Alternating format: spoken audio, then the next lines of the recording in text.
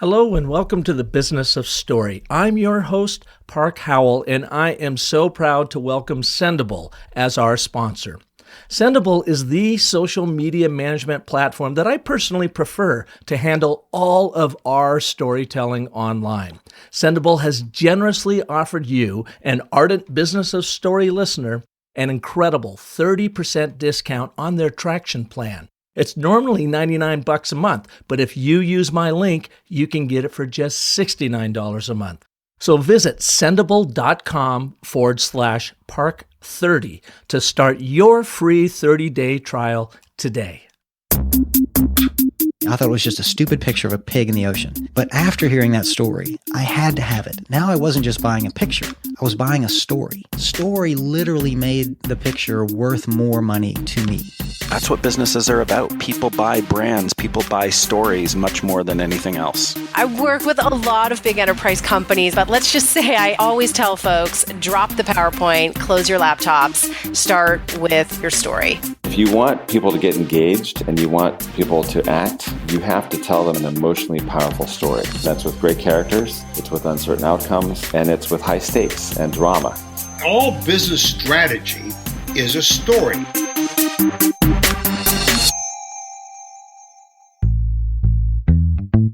What I love most about business storytelling is when you can literally light up the theater of the mind of your audiences. Have you ever been there? You know, it's like where you tell such a vivid and specific story that they can picture it. They can actually see what you're talking about. And that's the trick, to be specific and vivid in your storytelling, because when you do, it creates this indelible image in their minds that makes your point memorable and you unforgettable. Today, we are going to explore the power of images and the use of video in your business storytelling. Specifically, if you're in charge of training and instructional design in your company, how do you teach and train and coach using imagery within your training and in your presentations? What you'll learn from this show, you can also apply to all of your brand storytelling, because again, the goal is to ignite that theater of the mind so that your concepts become memorable and you become unforgettable. Matthew Pierce knows a thing or two about how to use visuals in storytelling. He is the learning and video ambassador from TechSmith, the global leader in screen recording and capture software, and he leads the TechSmith Academy and Camtasia certification programs. His job is all about creating compelling content that trains people through the use of visual storytelling. Funny thing, though, is his secret sauce is found in something he calls the CRAP principle. Yeah, you heard that right. And you're going to have to stick around to hear what that unusual acronym stands for. But after I learned about it myself, I guarantee it's worth you adding the CRAP principle to your arsenal of narrative frameworks. So, without further ado, let's learn how to become better showers and less tellers on this week's edition of the Business of Story with our good friend Matt Pierce from TechSmith. Matt, welcome to the show. Hi, thank you very much. Glad to be here. Oh, it was really good timing a few weeks back. I was going through my email and I got one from Jay Baer over at Convince and Convert, as I know a lot of our listeners get. And he pointed out a new report, a new study that came out of TechSmith that I guess you were right at the center of, entitled Improving Your Internal Communications. And it was timely because I was just coming off of a show with Christopher Wallace, show number 221. He's with Interview, and they do a really interesting work in helping brands understand how their brand story is being translated, adopted, embraced by their employees, where the gaps are, of course, how to bridge those gaps, but then how to really focus in a very creative, compelling way to communicate with those people, much like they would be launching a campaign externally to bring in customers. This is that same sort of approach, but launching a campaign internally to make sure that your people are all on board and your sales teams are embracing and sharing the stories. And I find that really timely now because it seems like so many brands are not thinking about that, or not giving it the attention it is due. So then your report comes out, and I'd like to cover a little bit about what you found in that report and how we can all do a better job of connecting through our training, through our motivation, through getting people on board of our brand stories, through what you found there and the techniques you might recommend to our listeners to do just that. So that's a lot to tackle in the next 45 to 50 minutes. So let's get after it. And let's first start with your backstory. How did you get into this world of training and communications? So that's a great question because it's the story keeps getting longer and longer the older I get. But the thing, I guess, to kind of boil it down is I fell into it like a lot of people. I actually was lucky enough that I had an internship when I was in college. I was doing my undergrad in sociology of all things, and ended up in Washington, D.C. and working for a federal judicial center, which is really the kind of training arm of the federal courts. And I learned that there was this thing called instructional design, and people did training for a living. And I was like, oh, this is so great, because I thought, well, maybe I was going to go down the path of being like a teacher or something like that. And that wasn't quite clicking for me. Found this and said, this is what I was meant to do.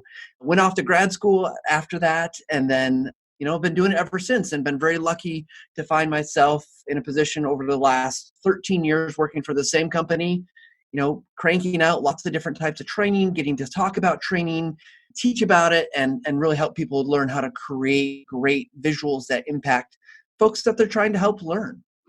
And why do you think this found you? I mean, what was it about instructional design that really clicked? Was there a time, even when you were a younger man in life, that you can look back and find a moment that you go, that was a curiosity that I followed, a passion I followed way back in the day, had no idea it was going to culminate in what I'm now doing?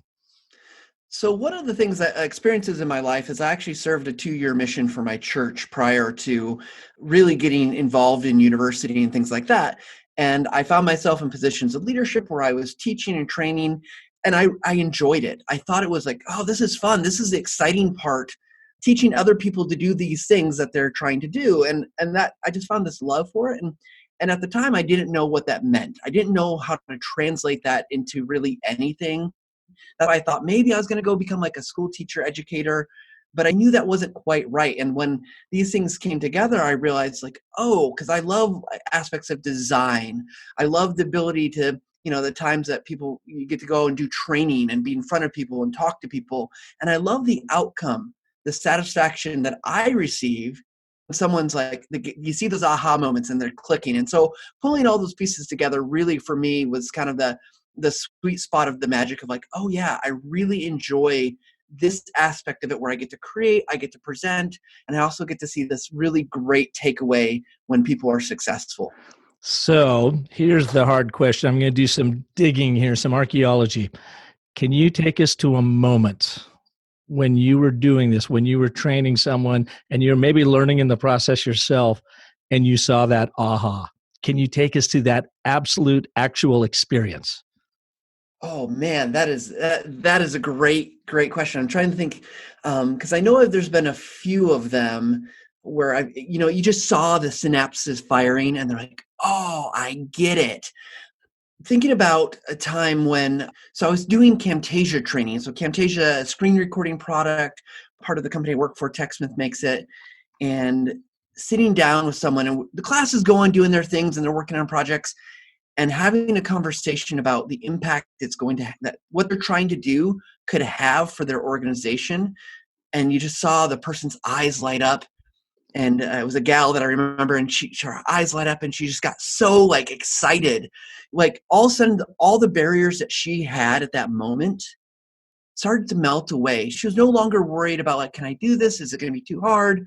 It was, I can make a difference in my organization because now I'm starting to understand the steps or the principles that she needed to, so that she could build something to have that impact in her organization. So, there's just been a few of those like that. Yeah, like that moment where she can see these hands-on tools that she can use and you're giving her the roadmap and it empowers them. I guess it takes away that fear of what they think is an obstacle and all of a sudden they see the other side of it.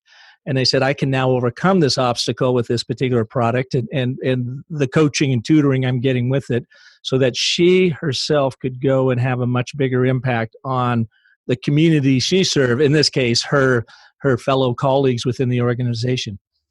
Yeah, I think what happens a lot of times in learning process, it's not that people don't want to do something, it's that they can't or they don't know how. And so they put up their barriers, right? I don't know how to do this. I'm having this experience. I'm trying to learn Spanish, right? And every time I get to a point, I'm like, I can't do this. This is so frustrating. I can't remember the next thing, or I can't remember the words of vocabulary.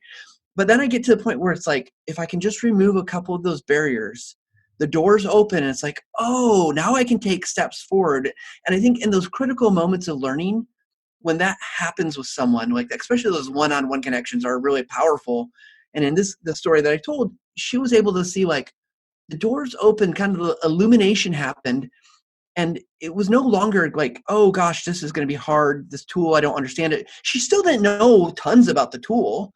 She was learning those things, but she saw that what it would do if she could just make the next step or the next step beyond that and open many opportunities. So I think that's the great thing about learning. You get to see doors open, the aha happens, and people say like, I have a path forward. And that is, to me, is one of the most exciting things that I think I can experience in life. So what were some of the big findings that came out of your study on improving internal communications? Well, there's a couple things here. I think one of the big things that comes out of the study is that, and I think this is intuitive. So as your listeners are hearing this, I think they'll say, yeah, that makes sense, right? But so as we ran the studies, so 2 or 3 employees carry out the task better when communicated with visually versus non-visually. So they can do things better if it has a visual component. And not only that, they can absorb information, we found 7% faster, meaning you're actually giving these employees time back by giving them something that's visual versus just a written documentation. When you're talking visual, are you talking like infographics or charts or graphs, or what do you mean when you say visual? Across the board visuals. It could be images of like steps. It could be infographics. It could be video. All these things start to come together to allow your employees or to allow those people that you're working with to be more effective in the learning process. So they're going to do it better. So maybe there's going to be less error, but also if they can do it faster, that's got an impact on the bottom line. And so one of the things that we looked at is, what is that impact on the bottom line? And we found that businesses, if they use more visuals effectively, they could save about $1,200 of productivity could be unlocked each year for the affected employees. Per person. $1,200 per person. So it doesn't, I mean, that's a lot, right? $1,200. I would gladly take $1,200 if someone offered it to me. Now, all of a sudden you start to expand that out. If you're in a larger organization, if you have 500 workers in your organization that you could apply this to, that's like having 7 extra full-time workers a year. Now that's a lot. That's adding a lot of kind of ability to get more done, to be more effective, and to kind of get through the work that you have. So there sounds like there's an upside. What are companies doing incorrectly or not working for them now? So I think one of the big things that happens is that we are creatures of habit and we do things in a lot of the same ways we've always done them. So for instance, one of the big kind of challenge points is that people are using email. I use email every single day. I write a lot of emails. And that's the thing. I write a lot of emails that maybe there's a better way to approach that. Or, does it all have to be a long text driven thing? I might send 3 or 4 or 5 paragraphs. That takes me time to write. It also takes my audience time to digest it. And then there's critical kind of key information that they might be missing, such as tone, or maybe if there are steps. I think there's a lot that's one area I think companies can improve on, is how can you make your communications with each other kind of on that day-to-day basis a little bit more visual, a little bit more effective. And maybe that means you create a quick video, or maybe you're using other visuals to help convey the message if you can. And obviously that doesn't work for every email. Some of them are just easier to write, but it's definitely an approach that you can take. So when the real important ones, don't just rely on plain text email, gussy them up with some visuals that do more of the talking for you, or the visuals. Do you have an example of someone that's been using your product where their old-fashioned way of just spewing out emails changed and the impact it had? Well, if I can, I think we try to be our own best customers because we've got access to the tools. And so we've been seeing that there's a number of emails from our senior leadership. And rather than just saying, hey, here's a big product update or policy update, they're actually creating videos for us to go through and walk us through that. So we might get a video or an email with some visuals from our CEO explaining the next steps of our strategy or something to that effect. I found it to be incredibly effective because it helps me. I mean, especially with a video, I know I can watch a video, I can put it on 1.5 speed, still digest all the same information, and I get to see the visuals along with what they're talking about. It's not just a long email kind of describing things that are hard to describe, like strategy or next steps for a product or wherever we might be going in, say, a market. Yeah, and so it becomes, I guess, a deeper communication where emails and texts, for that matter, are just so one-dimensional that you are relying on your audience to be able to translate the emotion behind that email and the power behind that email. And chances are they're going to get it wrong. They're not going to translate it in the way you want them to. They're going to translate it from their standpoint. So I suppose if you're showing up in video, they can see you in the emotion, then delivered it backed up with, I suppose, on-screen graphics just to give them that much greater of a punch. Well, yeah. So think about the evolution of the telephone. And think about, it used to be a rotary, we dial and, it's just numbers and you just hear the voice. That's great because you could hear stuff. But we've become a much more visual society as a whole. Every day I'm looking at my telephone and I'm consuming visual information, whether it is text, but a lot of it's images, it's video, it's all these kind of things combined. And when you bring that together, the medium of audio and visuals, there's so much more you can convey. I don't think it's just emotion. But if we're talking about, let's say, a sales update for the end of the quarter, end of year sales, right? We can start to see, like, not only hear what the CEOs may be saying about that, but you can see the actual progress or lack of thereof, whatever it might be. And they can point to specific moments, or they can bring up visuals that can invoke emotion or feeling, or you can just see in them their confidence or maybe their lack of confidence, whatever it might be that they want to convey. So I think there's so much that goes into it. It's very packed and loaded, and which is great. I mean, some people might not like being, because they don't want to be on camera, but overall, there's just so much that's in there I think is really valuable. But also, there's something to be said about just being able to hear it in the voice, right? The clarity. It's probably the same reason why folks listen to the podcast here. It's because they know they can get a lot of information. They can digest it in a different way than they would if they were to read the transcript or an email version of the show. So why aren't more companies using visuals and video in their internal communications and training? So it's a great question. I don't have maybe a definitive answer, but I've got some hunches. I think one thing is when we go through our schooling, right? We're taught to read, we're taught to do math, we're taught to do these things. We're not necessarily taught to be visual. It's something that is all around us everywhere we go and everywhere we look, but it's not an ingrained part of what we do, or the way we haven't really learned great ways to communicate visually. We just kind of naturally do it. I think younger generations are getting much better at it, even though it tends to be kind of silly memes and stuff like this. But I think we haven't really helped our employees or our workforces to figure out how to do it well and what you would do. So nothing screams this more than PowerPoint. I actually like PowerPoint. I think is a really effective tool. However, we see it used so badly because first things that people do is they default to the natural things that they've learned. They've learned how to write. They've learned how to maybe summarize, but that turns into bullet points. And so that's what they put on the screen versus trying to convey something visually. It takes time. It's hard. And until you get in kind of that habit, it doesn't get any easier. Yeah, I like to say that PowerPoints don't kill audiences. PowerPoints riddled with bullets kill your audience, because you're right. We are just kind of mind dead to that sort of thing. People use PowerPoint really as a projector.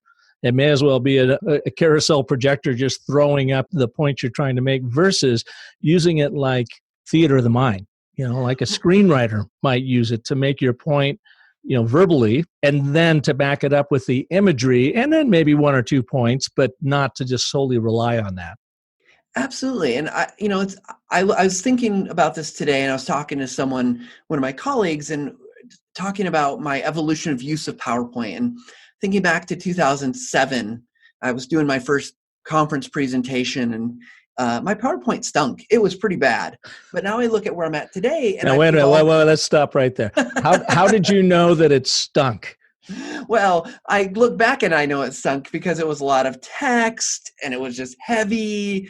It was more like we talked about. It was more my notes than Yep. something that would evoke kind of feeling and better clarity and understanding. Whereas today, I think, I'm always trying to improve, but I've got something that's much more visual. I only ever put one thing per slide. It's never, like I have many slides where people are like, wow, you have so many slides. I'm like, yeah, but I only talk about one point per slide, and then I move on. And so it's always moving. It's always changing. I'm trying to tie in imagery and a little bit of text to give context. But if you were to look at my presentation as just a standalone, it doesn't stand alone very well. You need the presentation, my talking portion of it, but it creates together a story, and it creates these backing elements of what I'm talking about to my audiences. And so that's taken me a long time to figure out, and we need to figure out how to teach people to make those types of presentations or any types of visual communications a little bit better. Yeah. So in all of our selling in this day and age, and it seems like it's proven itself out time and again, is it's not about selling, but it's about helping. It's about educating. It's about, enlightening and elevating your audiences to the point of they are like, yeah, I'm going to buy into this, whether it's a product or service, or it's an educational program or whatever. We are ultimately leading with emotion. And words alone, while they can paint beautiful pictures in the theater of our minds, boy, there's just nothing like putting then a powerful visual over that. So as the learning and video ambassador over at TechSmith, what are some of the tips and techniques that we need to know to become better at bringing our stories and our messages to life, whether it's, again, trying to motivate an internal staff or train or getting people to buy into our online e-learning program? What are the things that we've got to think about? Or do you have a list that we could go through and say, the next time you're doing this, I want you to walk through these 5 steps or whatever? Yeah, I do not have a good list yet. I'm working on developing that kind of thing for myself as well as for others. But I do think there are some things that we can do when we start thinking about any project that you feel like might benefit from communicating more visually, whether that's a presentation, an email, maybe it's an update, a status update.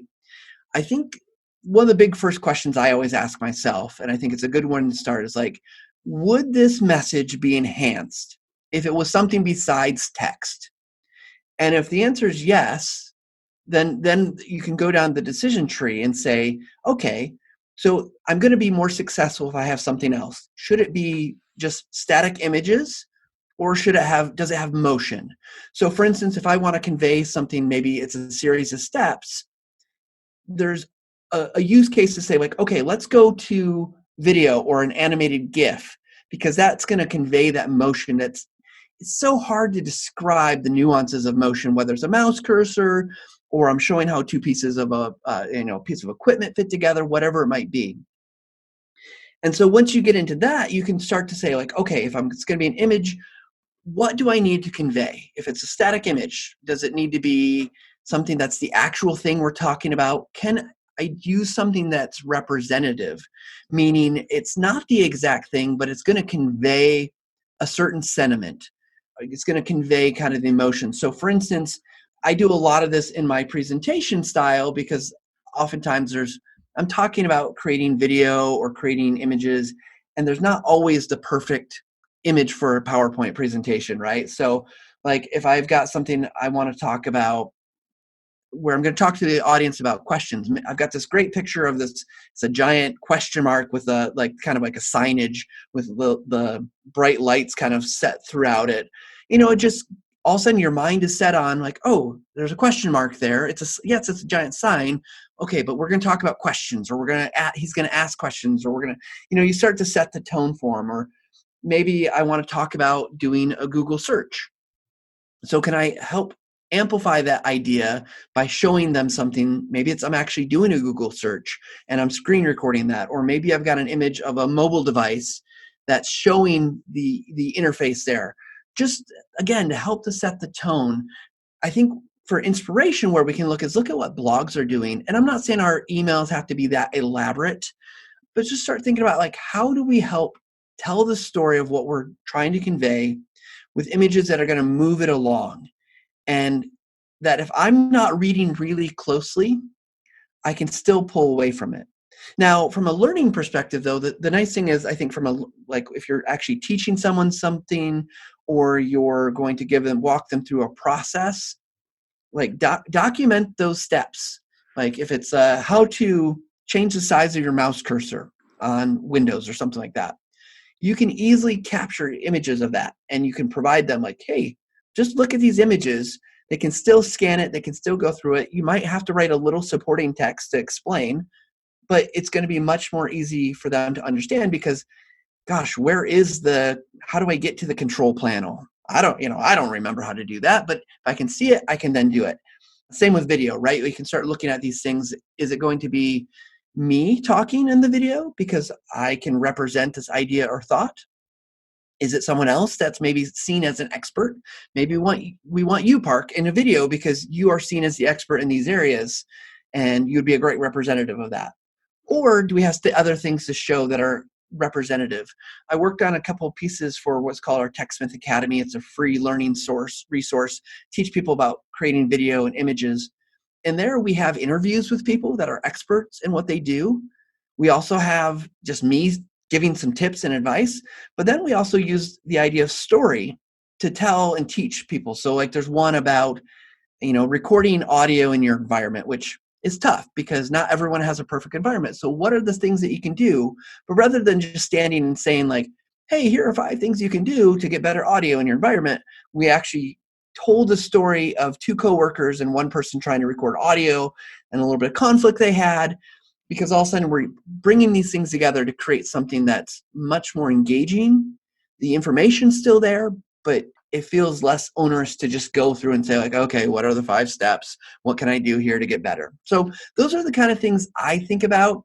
And then kind of best advice, I think, is if this is feeling very overwhelming, like, oh my gosh, I don't even know where to start, just start small. Add one thing.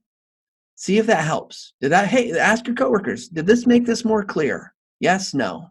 Okay, cool, it did. So now let's try it next time, maybe add another thing. And you'll soon find the balance of what's going to work.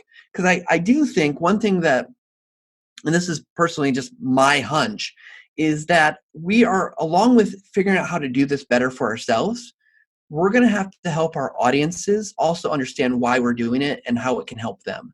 Because I don't think a lot of people are necessarily used to this idea of like being communicated to in their email or in their corporate system really visually. So that takes some adjustment as well. Yeah, and I think starting out, as you mentioned, where maybe you've got an assignment that you've got to present on or train on, or, reach out to your team about, and you're not really sure where to start. One of the things that I found that has been really helpful for me, and I've coached my listeners, my clients with this, is to first start and think about these 3 things about your audience. What do I want them to think, feel, and do? And I put it in that order first is because we're always working in a business context. So people are already locked in their logical brain. So I'm going to let them have that softball. Go with the logic first. Rationally and logically, what do you want them to think when they are done with this training?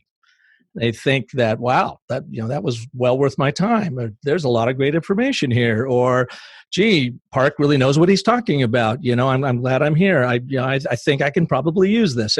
Some of the most basic things. But then I ask them to jump over to the left brain and ask the same question of their audience. Now that you've got them thinking, what do you want them to feel?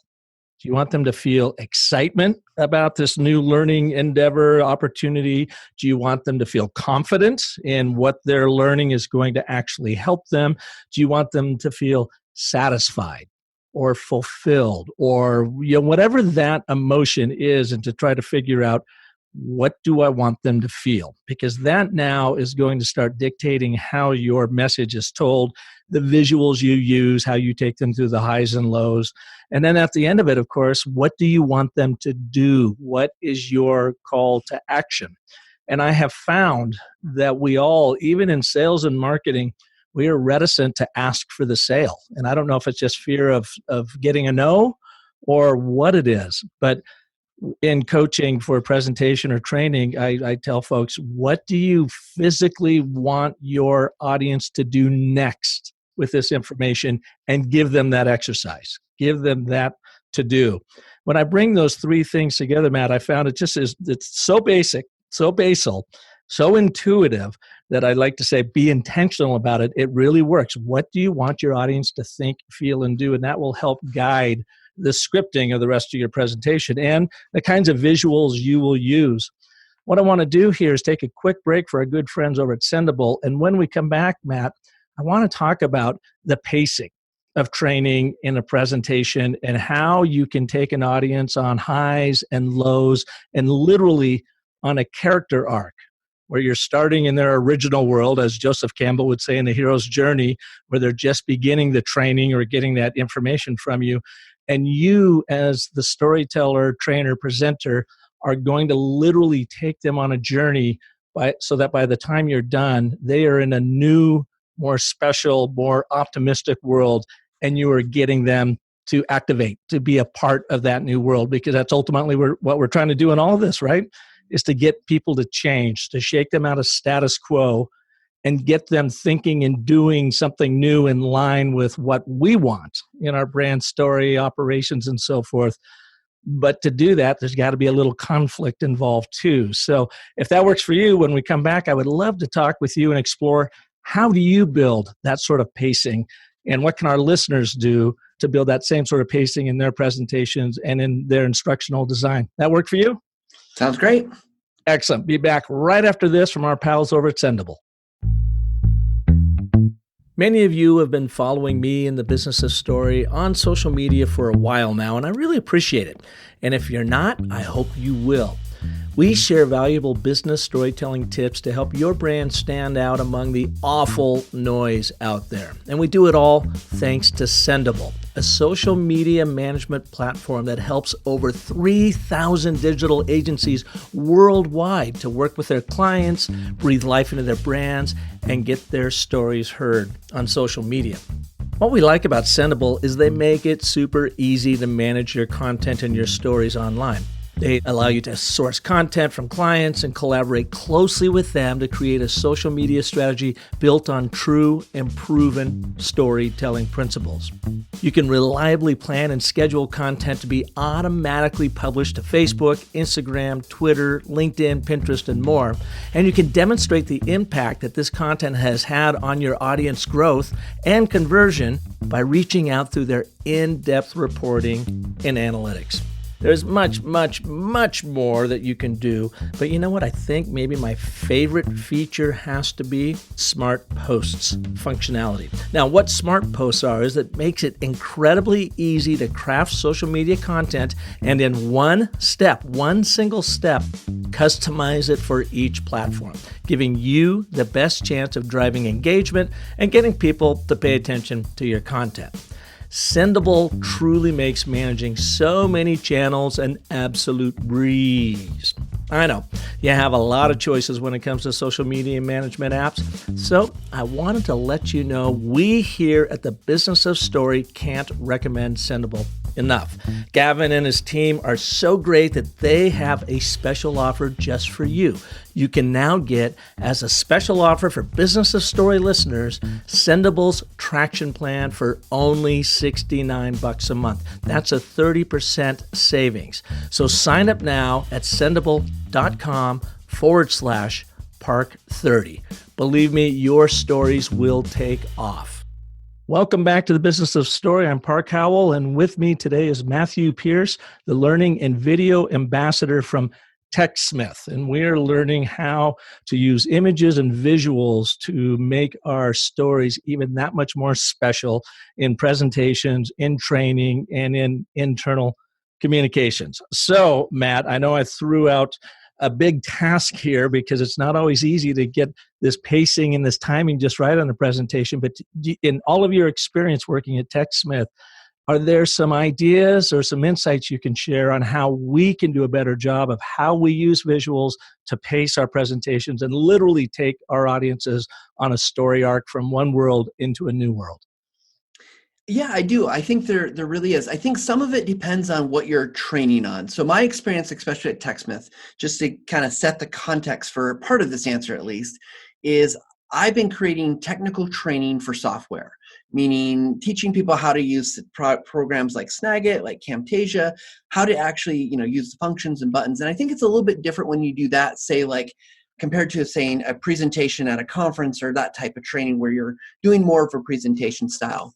So I think So are yours more utilitarian then, is what you're thinking? So some of them, I think for the internal training or the trainings that we're making for our audience, for our customers, are a bit more utilitarian. But I think that's okay because I still think you want your visuals to help tell the story. In particular, I think because your visuals are going to guide them and lead them, right? They're going to maybe not literally follow along, but they're going to follow along and try to do the things that you're doing. So it's really important that you're focusing on the right things.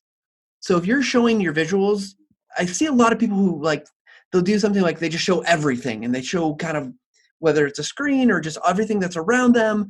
And that can be way too much. It's great for setting context, which is important in the beginning, and some type of establishing here's where we are in the user interface, or here's where we are in the manufacturing plant. That's important. But then the next step is to make sure you're focusing them and their attention to the right thing. And this is how you got to use visuals for this. And it might be additional things with your visuals. It might be an arrow or a box or these other pieces to help that learner know this is where I need to be looking, because it's so easy to get lost. Someone's talking about things. It's like, well, what are they talking about? I don't know where to look right now. So you have to use your visuals to draw attention, draw their eyes so they can see that thing. Now, if you're doing more kind of metaphorical type presentations where, like I did a presentation about another piece of research we did, our video viewer study that talks about like how long should videos be, what is preferred kind of viewing habits and things like that. For me, for that one, I tried to use visuals that are going to build and we're going to crescendo and bring them along and make them the hero, as you talked about earlier, right? Like I'm not the hero as a trainer. Never am I the hero. I want my audience member to be the hero. And one of the things I did, I actually put them in the shoes. I gave them a persona to say, I want you to be this person. Think about this problem that they're having, and let's show you some visuals around that problem. And so then try to get them outside of themselves to think about what's it going to take for this person to get to where they're going. And then before we end, loop it back to them and say, okay, what's your problem? What are the similarities that you see? What are the things that you're going to do? And you can use visuals to help paint the picture along the way. So for instance, in this particular presentation I did, we used a persona, we'll call her Jenna, and Jenna was trying to figure out how to remove background images from a PowerPoint presentation. Something really simple. But what we wanted to help them to see is like all the pieces that go into finding that video. Like, how does Jenna find help? How does she know where to even look? And you can all of a sudden they could start to see like, do they do a Google search? Okay, we show them that. Do they do a YouTube search? Okay, what does that look like? And what are the challenges associated with that? So one particular visual I think was very effective is I showed them a YouTube search. And if you've been on YouTube recently and you've done a search for any particular topic, you can just keep scrolling and scrolling and scrolling and scrolling. They've got it so it's not paginated. You just keep scrolling. So you might see 100, 200, 500 different videos available to watch. And that's a big challenge. So it was very effective because all of a sudden everyone's like, oh my gosh, there's a lot of options. Like, yeah, there is. And so you try to pull the people into the story. In this case, I put them in that persona shoes so that they didn't have to worry about their own real world problem yet. And then move them through the visuals to start solving those problems, and then bring them back to like, okay, what challenges do you have? And how does this fit together for you based on the research that we did? Mhm. So in explaining that, I'm sitting here and I'm thinking, well, that seems really obvious to me. It seems like that's kind of duh. Why wouldn't I do that? How come people don't do that? How come they don't do? Just using the imagery in the way you explain it, because it seems so simple and so straightforward. And you had said it, I think, earlier. It's something that I come in contact a lot in my business too. Is they once you tell this, it's intuitive. It's kind of like, oh, duh, I get that. Like storytelling is to us, it's innate to human beings, so it's intuitive within us, and yet we don't always tell stories. We mostly don't tell stories in business. Much to missing out on probably the strongest business tool you could possibly have is telling a story. And so I try to coach people to become intentional storytellers by using the proven frameworks and steps to doing it. So you go from intuitive, getting lucky from time to time by telling the right story, to getting lucky all the time or most all the time because you're intentional about the storytelling. I'm finding the same parallel in what you're talking about. It seems obvious, intuitive, and yet I know even I don't do some of those things that you said, and after hearing them thinking, well, of course, why didn't I do that? Why do you think that is, that we have that default of kind of missing the obvious in these kinds of things? Well, I think to actually build off your using the idea of story, I think we tell ourselves a lot of stories about this, right? We tell ourselves a story that, oh gosh, that sounds really hard, or I don't have time to make something visual because it's going to take me a long time, or I don't have access to resources to get good images. Like these are all things that I'm sure there's lots of other stories that we might tell ourselves that we really start to believe, because we live in a society where, and especially in business, it's like move on, got to go quick, got to be super productive. And it does take time sometimes to build a good visual deck, to find the right visuals, to pull it together in a style that's going to fit branding and all the other things. But once you start to figure out that style, and once you figure it out, there's lots of ways to do it. It could be screenshots. There's tons of free images out there. If you subscribe to like a stock photo site, there's lots of ways to get some of those things done and make it feel like it's not just stock photos. But also, I think as we're telling ourselves the stories, we need to say like, well, what's the value? Because we think it's taking us a lot of time in the moment, and it is. I think this is one of the things I've been trying to figure out with our research that came out is like, the challenge is that, yes, there's all this good thing for the receivers of our messages that are visual, but the creator still has to put in time to do it. And sometimes we feel like, well, I don't have time.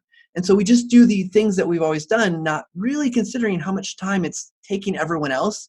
And we don't do the math, right? There's not if I send out an email to 50 people, I don't do the math on how long it's going to take them to read or to go through this or to go through a training that's a heavy text document. But I should be, because if I actually spend a little bit more time on it, but it saves everyone else time, that's a value to the company. But it's a hard equation because, we're inherently selfish beings, and we say like, well, that's going to take me an extra hour. Whoa. I don't want to spend an extra hour on that. Whereas it might actually be saving 5 hours or 6 or 10 or whatever. Well, what about the biggest story maybe that could be our biggest obstacle is, and I tell myself this as well, I'm not a designer. How am I going to make this look good? Now, I've been lucky because I've worked around a lot of great designers. I've never been trained, but I've watched them and they've showed me. And when I do my deck, Luis Medina, my creative director I've worked with for many, many, many years, created the initial template for me, and then I was able to build off that. So I've got some power there, but I know that feeling of like, I'm really not a confident designer, or I'm not a confident video maker.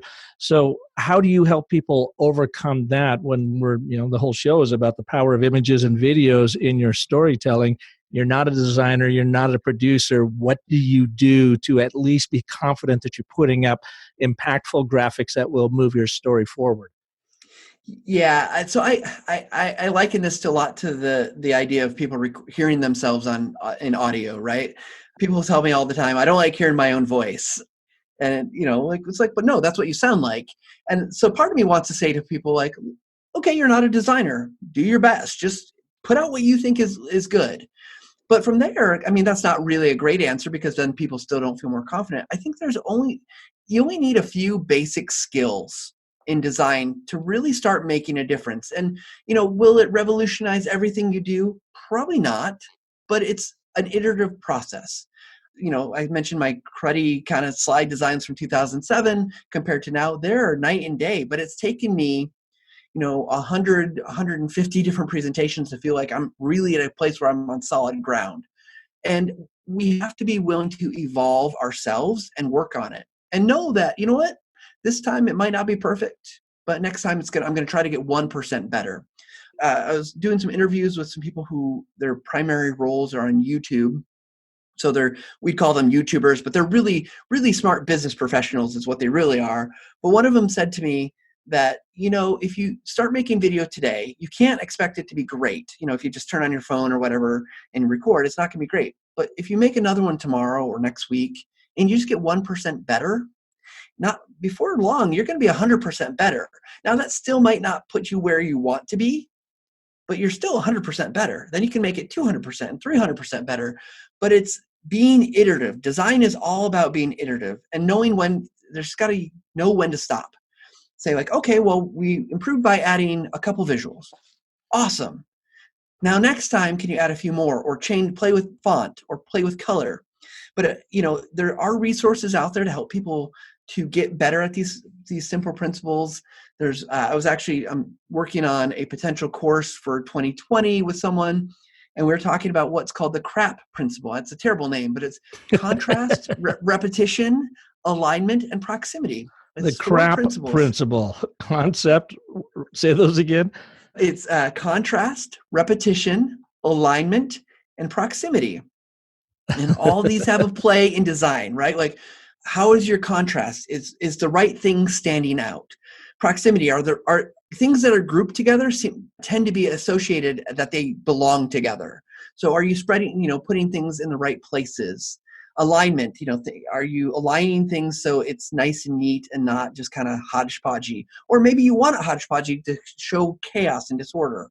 So I think there's some very simple principles that anyone can learn that won't feel so heavy that you feel like, oh my gosh, I have to get a master's degree in graphic design to be able to do this. No, I think it's just starting to understand a few basic principles and looking at lots of really great examples. Like, who's doing this well that you admire? Is there someone that's, creating something that you think, oh, that looks pretty good? And then can you steal from their style? It was Picasso, I think, who said, good artists copy, great artists steal, something like that. Yep. And not to take anyone's intellectual property or anything, but just looking at other people's designs critically. It's inspiration. Yeah, that's his coy way of saying, being inspired by, no, that works there, then it could work in this particular design. And granted, we're not making works of art. We're just trying to make art that works for us, basically. I've got a principle, and I suppose it comes out of my advertising background. When I create a slide, I call it my billboard test. And I really think about it designed as if it is a billboard and my audience is driving 70 miles an hour, probably on their phone, passing my billboard. Will it attract their attention, and can they read it within a couple of seconds? Even though that slide may be sitting up there for 5 minutes, I want to know that they immediately get that impact within just a momentary glance up. They can see it, they can read the content. If there's content on it, I think about it almost as if it's a headline to convey a concept. And then, of course, you might have a logo or a product shot there or whatever. But in doing that, again, went back to Luis one day and I said, when you were building this out, you're designing ads or whatever, are you always thinking about the exact precise typeface fonts and the size of that, the kerning of the letters, the leading between the lines and all that? Do you come down, in a mathematical way and think about what number would be best for the particular proportion or size or alignment of the text or sentence? And he said, no, I actually look at it and I get to the point of, does it feel right? It's feeling. Look at it. It feels a little small. It feels a little bit too big. It feels a little horsey. It feels, not quite powerful enough. And so I thought, again, if we can go then to our own creative, intuitive self to look at it and say, does that feel good? When I look at it, does it feel like it's going to resonate? And can my audience read it in 70 miles an hour, passing it, looking at their iPhone in their car? That's my take on what makes for a powerful slide. And then sometimes, of course, it's just the image. Leads me then to, while you were doing more of that, for lack of a better term, I would call it utilitarian training someone how to do something. In education, quite often, though, if you are trying to communicate and share concepts that are a little bit bigger than just a hands-on how-to here, I found through teaching at ASU and other places now in teaching my story cycle system that I absolutely have to take my audience on a bit of a journey. And that will mean visuals that create a high in their mind, in their hearts, and visuals that will create a low. Or in some cases, such pacing where maybe a short little video clip is finished and the screen goes to blank and there's nothing going on, so that it's almost becomes performance art in the classroom, in the boardroom, in the training room, to literally evoke that emotion and take your audience on a journey with you. Have you come across that? And I want to give you a second, too, to talk a little bit about the three main tools that you guys offer over there and how people might work with them in bringing more visuals and videos to their work. Okay, so yeah, I definitely see that. I often reference Nancy Duarte's book, Resonate. She talks about that very idea, right? You go kind of what's current state, future state, current state, future state, current state, new reality. And she references, if you're not familiar with the book, she references Steve Jobs' talk, Martin Luther King's I Have a Dream speech. And I think it applies to training. I think you have to be careful when it comes to learning and teaching, because at least from my perspective, the corporate world, you don't want it to become performance theater, but you also do want to bring people along on that emotion. Well, let me ask you that. Why don't you want it to be performance theater when we are all so bored and so blasted with content? And even in your own report, you talk how to come out of the monotone. If that presenter is not up there and bringing some sort of entertainment theater, in service to education, aren't we just all doing the same old boring PowerPoint stuff again? Well, I think it's finding that balance, right? Because that goes well beyond things like you got to understand culture, you got to understand, what's expected, and not to say that you can't change those norms and move the needle, but I think you want to make sure whatever you're doing it's really going to resonate with that person, that it's relevant to them, and that the delivery is not getting in the way of the information. I think the dryness can definitely get in the way. So it's finding that balance with your audience and understanding what's going to really hit home. But if it's always a performance, when do they know to I think it just becomes hard to suss out, like from a learner perspective, like, is this what I focus on? Is this where I go with this? Is this real? What are they doing? And that's not to say we should be trying to make it much more interesting. I think there's a lot of, and that's, I think, what I mean when I say performance art. It's more than just the guy that shows up with the PowerPoint and let me walk you through this stuff. You actually invoke emotion. You get them to stop and think and surprise them along the way, and then pull the rug out from underneath them a little bit and bring some conflict in and give them that kind of, oh shit moment. What do I do now with this? And then you pay that off by showing them what they do next versus just taking them by the hand and feeding it to them. You know what I mean? Let them experience and arrive at some of these answers. Yeah, and I think getting them engaged and doing and acting, even thinking about maybe you don't have visuals for everything, but what visuals would they assign to it as a learner? What does it invoke for them? What, like I've done exercises in different workshops I've run where I've had people draw and they're terrified of drawing. It's like, no, I don't care what it looks like. Just start to put these images together and think about it. So because all of a sudden we start to exercise those different muscles when we start thinking, tying back in the visuals, right? Like now I'm thinking about this process, or I'm thinking about this concept. How would I display that to someone? And you put the onus on them to come up with the visuals. So there's lots of cool things I think you can do. Well, and you had mentioned Nancy Duarte earlier, and I'm a big believer in her work too. I mean, she's done some really amazing things, and I was lucky to have her on the show. I had to go way back in our archives, but for those listeners that don't know of her work, I had her back on show number 39 called The Power of Story, Ceremonies, and Symbols in Your Business. And she talked a lot about what Matt's talking about here too, is how do you bring in visuals to make it more powerful and take your audience on a journey. But go back to the second part of my question then. At TechSmith, what do you all do there and provide I'm not creating an infomercial here, but I know I've used Camtasia and it's very powerful. I haven't used Snagit or Relay, but I would like to learn a little bit more about what you all do there and how people are using your tools to become better communicators. Yeah, so TechSmith is a software development company, and we like to think of ourselves as a company that empowers everyone to show what they know visually. So let's talk about Snagit. Since it's our oldest product, it actually was first built in 1991. So it's an older product, but it's continually getting updated. And it's a screen capture tool. And everyone says, oh, I've got a screen capture tool, probably. But you've never used a screen capture tool like Snagit, I can guarantee.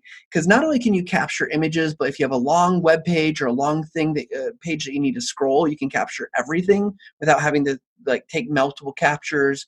It can do things like it's got templates so you can create easy handouts. So if you're creating some of these learning pieces or you want to create a step-by-step guide, it's easy to do. You can add stamps on it to number steps 1, 2, 3.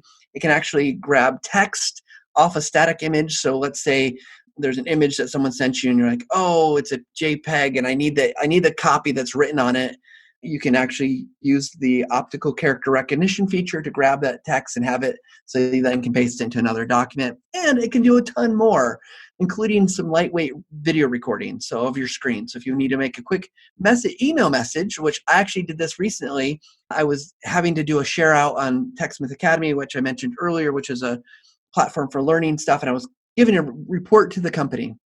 And I just grabbed some screenshots of different, graphs of membership and some other things that are tied in it, and I made it into a video really quickly with Snagit. So that's the first one. The second one is Camtasia. Camtasia is a full-on screen recorder video editor. So you can capture anything on your screen. If you want to record your PowerPoint presentations, you want to record yourself with your webcam, delivering a message, or you want to walk someone through those graphs, you could do that super easy as well. But it's also got a full editor, so you can go through and bring in camera video and edit that together, add transitions, effects, different animations, text things to make some really cool videos that you can then publish and help people to learn or to communicate better. We have people that are in marketing that are using it. We have lots of people in the learning industry that are using it, kind of across the board. People are making videos more and more, and it's just an easy way for people to get started and to make stuff without, having to learn a super hard interface. Mm-hmm. And it's different than Adobe, where I've got that simple little, Adobe video recorder on my Mac where I can pull it up and do a screen grab and, record myself. I take it there's just much more functionality in Camtasia. Yeah, functionality in that, then with that built-in editor, right, where you can add, if you know the term kinetic text, and for your listeners that don't know that, kinetic text is text that comes in terms of motion. It might pivot, it might swirl, it might do other things, so you can make a pretty compelling, interesting visual graphic with the video, and it does that super easy to add those, and you don't have to learn a bunch of programming or something. After Effects is a great tool, but it's beyond me in terms of complexity. And so I can make a lot of cool stuff with Camtasia. Gotcha. And finally, what's Relay? So Relay is a little bit of a different offering. It's also a type of screen recorder, but think about for enterprises. So you mentioned ASU earlier. So in a university setting, maybe as a professor or maybe as a corporate boardroom setting, you want to be able to record all sorts of presentations. And it makes it super easy so that faculty doesn't have to understand a bunch of things and how it works. It's literally you push start, stop, submit, and then you've captured whatever's going on in that room, both webcam and audio. And then you've got a back end for the enterprise that will be a place where you can display that video, but also you can add quizzes to it. You can capture viewer data, so you could know if your students are actually watching the videos. So it's got some other features meant for enterprise delivery. Mm-hmm. And then we have a few other small little products. Like we have a hosting service called screencast.com to kind of I don't want to say a YouTube competitor because it's not, but it's a place if you need some place to put your videos online that you want some privacy for them. You want to make, for business purposes, you don't want them to be searchable on YouTube. You could do that as well. We used to make a product called Jing, which it's a lightweight screen recorder. So we've got a number of different things out there that all kind of around the idea of visual communication. One thing I should mention about Relay that we just launched was this really cool feature, because we know that around video and images, there's conversation, right? And so we just launched a feature in that product that you can actually communicate with. Like, you can have people go in and comment on your video, and we have a tool that's just like it. That's, if you don't want the whole Relay enterprise system, called Video Review. So you can upload your video, people can leave feedback or have conversations about different parts of it.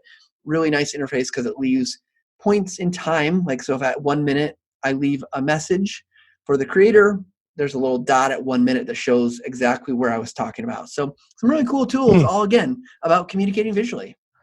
All right. Final question for you, Matt. What is the biggest trend you're seeing in visual storytelling right now? Oh man, the biggest trend in visual storytelling. What am I seeing? And because so my world is going to be a little different because I'm coming at really from the learning perspective. Mm-hmm.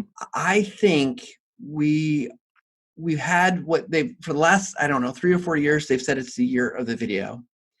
I think that we're beyond, and I'm very biased about video, but I love it. But I think we're finally going to see video is going to start to be a first-class storytelling medium.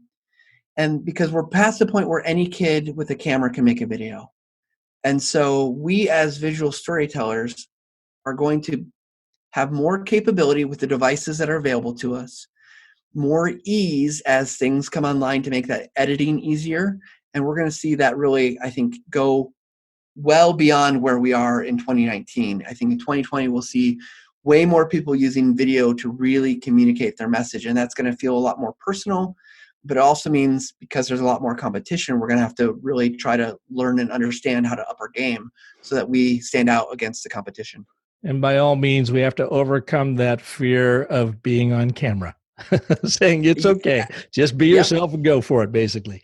Absolutely. There's nothing more powerful than being you, right? Like, you're going to resonate with your audience. If you're giving them the things that they want to know and they need to know, they don't really care what you look like or what you sound like, as long as it doesn't sound bad, like where it hurts their ears or can't understand it.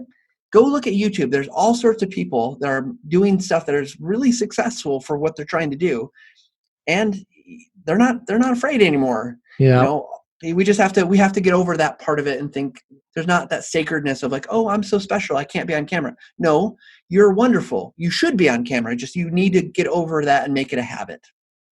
And with that, I thank you, Matt, for taking the time to be on our show today. A really fun, interesting show. And I just love exploring different ways of looking at storytelling, especially in the visual side of life. So I appreciate your wit and wisdom you've brought to us today. Well, thank you very much for having me. It's been a lot of fun. And I suppose if anybody wants to know more about you and your work, just go to techsmith.com. Anywhere else we should send them? If you want to learn more about creating great videos and visuals, check out academy.techsmith.com. It's free. It does require you to sign in. Just create a free account. You can sign in. You can get great information about, creating videos, lighting for videos, scripting for videos, and all sorts of other things. Perfect. And that's academy.techsmith.com. Beautiful. Correct. We'll have it in the show notes. Thanks for being here, and thank you all for listening to this edition of The Business of Story.